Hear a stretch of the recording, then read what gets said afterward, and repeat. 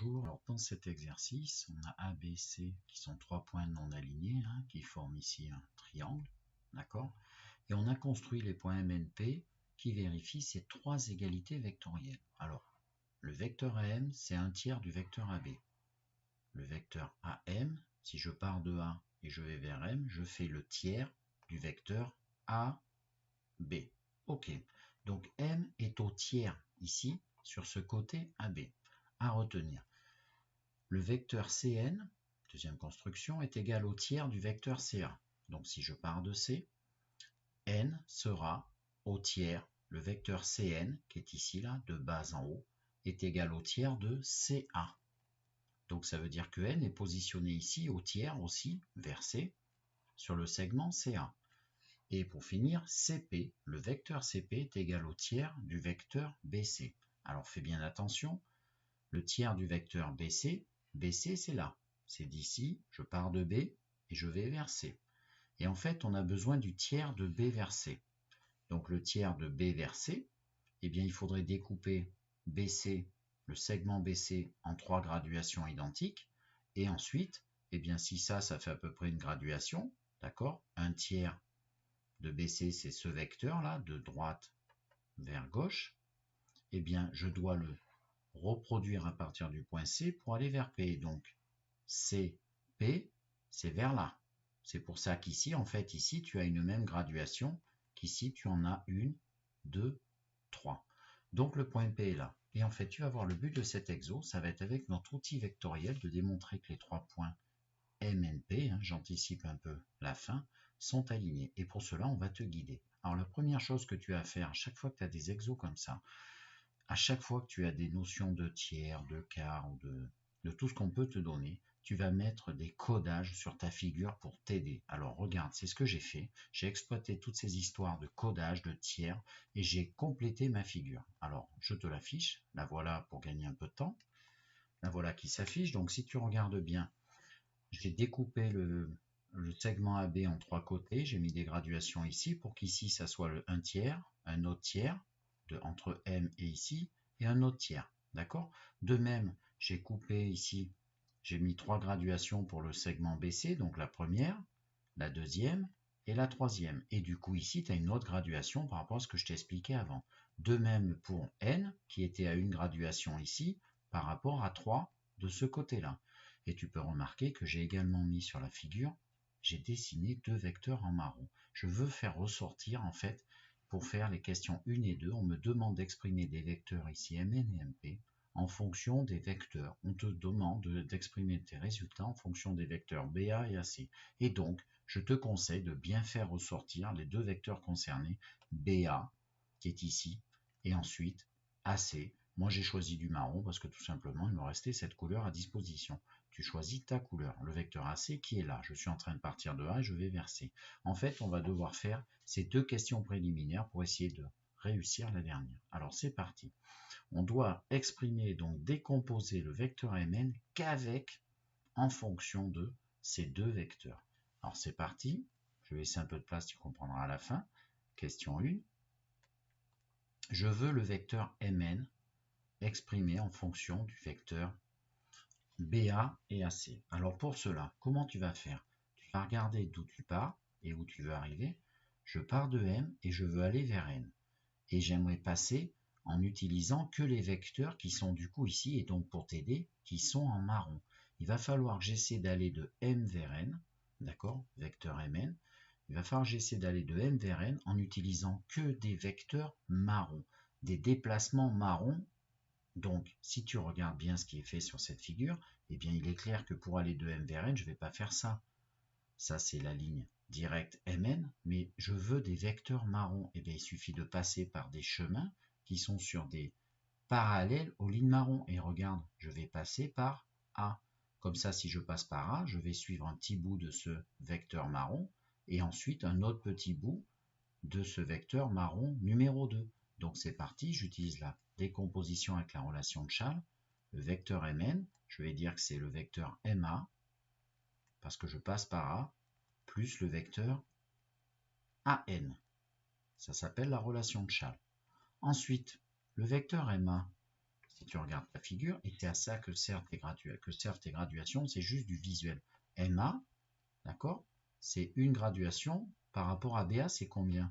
BA, c'est dans ce sens. MA, c'est dans ce sens. C'est le même. Eh bien, en fait, MA, c'est les 1/3 de B vers A. Donc, je remplace MA par 1/3 de B vers A. Je suis en train d'arriver à la réponse de cette première question. Je n'ai pas fini parce qu'il reste du vecteur AN. Et maintenant, le vecteur AN, A est ici, N est là. Donc, le vecteur AN, tu vois, tes graduations, tu n'utilises plus du tout les renseignements qui sont donnés ici. Le vecteur AN, c'est 2 graduations sur les 3 du vecteur AC. Donc, c'est les 2/3 de AC. Et donc, 1/3 de BA plus 2/3 de AC. Et en fait, tu viens de finir et je viens de répondre à la question numéro 1. Donc, je vais mettre un petit encadré de couleur. Et donc, voilà la première partie de cette question. Enfin, la première partie de ce problème, la première question. Voilà. Alors, c'était bien sûr la question la plus facile. Alors, si tu as des doutes sur pourquoi je suis passé par là, ben, tout simplement parce que, regarde, autant faire plus simple. Si je veux exprimer qu'avec des vecteurs qui sont là, je dois exprimer qu'avec des vecteurs marrons ou des multiples. J'ai d'ailleurs utilisé les notions de multiples. Mais si tu avais voulu passer par B, d'accord, tu aurais eu du marron. Je pars de M, je fais vecteur MB, puis vecteur BC, puis vecteur CN. Je complique, j'ai un petit bout de marron là, un petit bout là. Mais je suis passé par ce bleu inutilement, alors qu'ici, en passant par A, j'avais que du marron. Voilà, tout simplement, plus rapide. Allez, on attaque la deuxième question. Cette fois-ci, on veut le vecteur MP en fonction toujours des deux mêmes. Alors, c'est parti. Deuxième question. Attends, je change de taille, voilà. Deuxième question. Je veux le vecteur MP en fonction des deux mêmes vecteurs. Tu verras, ça sert à comparer. On va pouvoir du coup les comparer puisqu'ils sont exprimés, on dit, en fonction de la même base des deux vecteurs BA et AC choisis ici. Alors, je regarde. Je veux cette fois-ci le déplacement MP. M, il est là, et P, il est là. Alors, je peux faire ça, puis ça, et après, il va me rester un petit bout ici, un petit bout de bleu. Tu es d'accord? Donc, je peux décomposer le déplacement MP en MA plus AC, tout est marron, plus CP. Il va falloir que je gère CP à la fin. Deuxième choix, je peux partir de M et faire MB, et après directement BP. D'accord? Mais ça va être du bleu également. De toute façon, dans les deux cheminements que tu pourrais choisir avec la relation de Chasles, il y en a un, il ferait 1, 2, 3 vecteurs.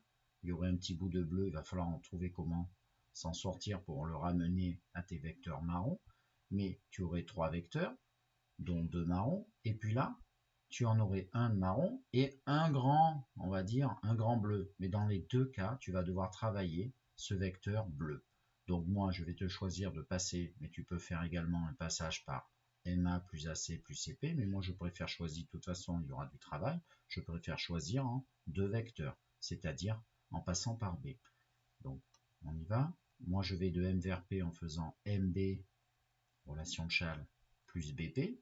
De toute façon, j'aurai besoin de faire quelque chose avec ce vecteur qui va du coup être ici en coloration bleue.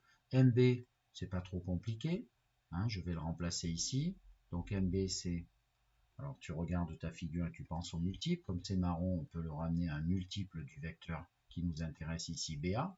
Alors attention, M vers B, c'est les 2/3, d'accord, 2 graduations sur 3, mais attention, du sens, de A vers B. Je vais y aller doucement. A vers B, c'est pas tout à fait BA. Donc MB égale 2/3 de AB. Donc je remplace 2/3 de AB. Ensuite, j'ai le vecteur BP, et là, tu es peut-être dans une difficulté, tu te dis, mais comment je vais faire pour que ce vecteur BP, là, je suis en train de partir de B pour aller vers P, je vais pouvoir l'exprimer avec les marrons. Alors regarde bien, l'astuce, quand tu as un petit bout comme ça ici de bleu, tu vas te ramener au côté BC. Pourquoi au vecteur BC? Ben, tout simplement parce que regarde, le vecteur BC, je pars de B, je vais vers C, si j'arrive à me ramener à du BC, eh bien le vecteur BC, je pourrais ensuite le décomposer en, regarde bien, mais justement, BA plus AC, c'est-à-dire pour aller de B vers C, je peux exploiter et utiliser que ces deux vecteurs marrons. C'est gagné. Alors, premier travail, quand tu as un petit morceau comme ici, j'ai un grand morceau, le vecteur BP, je vais me ramener au vecteur BC. Première étape. Si toi, tu avais fait l'autre chemin, c'est-à-dire tu as le vecteur CP, eh bien, tu te ramènes aussi au vecteur BC, au côté BC. D'accord? Alors, c'est parti. Donc, le vecteur BP, eh bien, si tu comptes bien, il y a 4 graduations sur 3. Il y a les 4 tiers. Ça correspond aux 4 tiers du vecteur BC. Je continue. Ensuite, les 2 tiers de AB. Eh bien, AB, moi, c'est pas ce vecteur que je veux. Moi, je veux BA. Eh bien, c'est l'opposé. Donc, ça va faire moins 2 tiers de BA. Ensuite, eh bien, j'ai 4 tiers de BC et 4 tiers de BC. C'est là qu'intervient l'astuce que je viens de te dire. On va décomposer BC. BC, j'en suis là. BC. Moi, si je veux que des résultats avec les deux vecteurs marrons ici, eh bien, pour aller de B vers C, je vais tout simplement dire c'est BA plus AC. Et je vais remettre mes vecteurs marrons. Après, ce n'est que de la comptabilité du calcul. Donc BC, je vais le décomposer grâce à la relation de Chasles en BA plus AC. On a bientôt fini. Maintenant, on n'a plus qu'à faire de la comptabilité. Et donc, ça donne, on distribue, hein, le 4 tiers va se distribuer là, avec BA et avec AC. On fait de la comptabilité, on va faire du rangement également, c'est-à-dire je veux les vecteurs BA devant, les vecteurs AC après. Donc c'est parti, les vecteurs BA, j'en ai combien? Ici, j'en ai moins 2 tiers. Et ici, je vais en avoir plus 4 tiers. Donc des vecteurs BA, j'en ai 4 tiers, moins 2 tiers. Donc ça m'en fait 2 tiers des vecteurs BA. J'ai 2 tiers de vecteurs BA. Maintenant, le vecteur AC, j'en ai combien? En fait, tu n'en as qu'à un seul endroit. Tu en as donc 4 tiers. Et donc, ça clôture cette question 2. Voilà, je viens de réussir à exprimer mes deux déplacements MN et MP en fonction des deux mêmes vecteurs BA et AC. Alors, maintenant, on va observer. Question 3, je finis mon encadrement. Ça, c'est juste pour faire ressortir les résultats, pour bien observer ce qui se passe. Alors, question 3, en déduire que les points MNP sont alignés. Alors là, regarde, je vais t'afficher tout en haut un petit rappel. Donc, tu as dû faire ça avec mes collègues. Comment montrer que 3 points sont alignés avec cet outil vectoriel? Alors, je te l'affiche. Alors, regarde bien ce que je t'ai écrit. Donc, MN et P sont alignés. Moi, j'ai pris ces 3 points, mais ça pourrait être ABC. On s'adapte, parce que ici, on est dans l'exo où c'est MN et P le sujet. Eh bien, il suffit que je montre que deux vecteurs construits avec ces 3 lettres, ils auront forcément une lettre commune. Moi, j'ai choisi la lettre M. On aurait pu faire le vecteur NM et le vecteur NP. Eh bien, il faut que je montre que ces deux vecteurs sont collinéaires. Et donc, je te rappelle, c'est quoi des vecteurs collinéaires? C'est qu'en fait, il existe un réel cas tel que, par exemple, NP est égal à K fois Mn. Autrement dit, il suffit que l'un soit multiple de l'autre. Si tu arrives à montrer que deux vecteurs Mn et Mp, l'un est multiple de l'autre, eh bien tout simplement ils sont dits collinéaires, et s'ils sont collinéaires, ça veut dire qu'ils ont la même direction. Et si les vecteurs Mn et Mp ont la même direction, ça veut dire que les droites Mn et Mp sont parallèles. Et si elles sont parallèles avec un point commun, ici M, eh bien forcément elles sont confondues. Et si les deux droites sont confondues, eh bien forcément c'est que les 3 points en question sont alignés. Voilà, c'est un outil pour montrer l'alignement de ces 3 points. Alors moi j'ai mis Mn et Mp, pourquoi ici? Parce qu'on m'a fait trouver Mn et Mp. Maintenant il va falloir réussir à montrer que l'un est multiple de l'autre. Je te montre, donc je finis ma remarque, c'est qu'en fait si tu montres que l'un U est égal au triple de V, un autre élève montrerait lui, s'il avait choisi V, eh bien que V est égal au tiers de U. Ce sont des équivalences. En fait, si l'un est multiple de l'autre, l'autre est multiple de l'un. Bon, c'est l'inverse, le coefficient, c'est tout.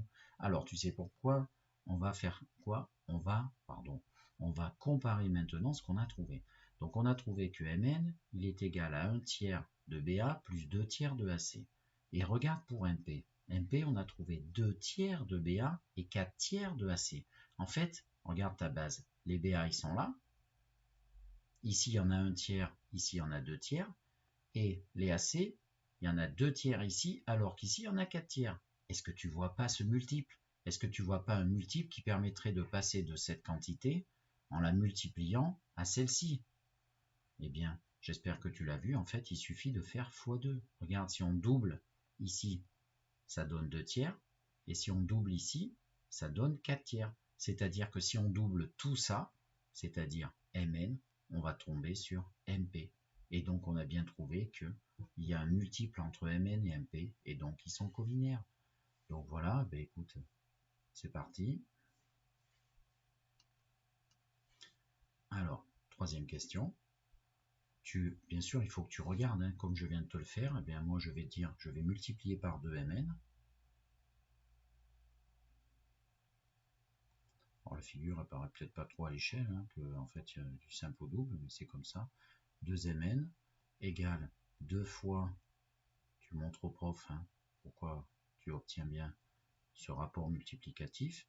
Donc 2Mn, c'est 2 fois 1 tiers de BA plus 2 tiers de AC. Hein. Pourquoi je suis parti x2? Parce que j'ai observé, j'avais encadré en rouge pour bien voir hein, ce lien multiplicateur. Si tu distribues, eh bien, ça donne 2 tiers, le 2 se distribue là et là. Donc ça donne 2 tiers de BA plus, du coup 2 fois 2 tiers, 4 tiers de AC. Et là, tu reconnais ton vecteur MP. Et donc, ici, je vois que 2Mn égale MP. Donc, déduction, tes deux vecteurs Mn et MP, ils sont multiples l'un de l'autre. Donc, ils sont, on dit, collinéaires. Donc, Mn et MP sont collinéaires. Et si ces deux vecteurs sont collinéaires et si tu regardes bien, ils ont la lettre commune ici n. Alors donc Mn et Mp sont collinéaires et ainsi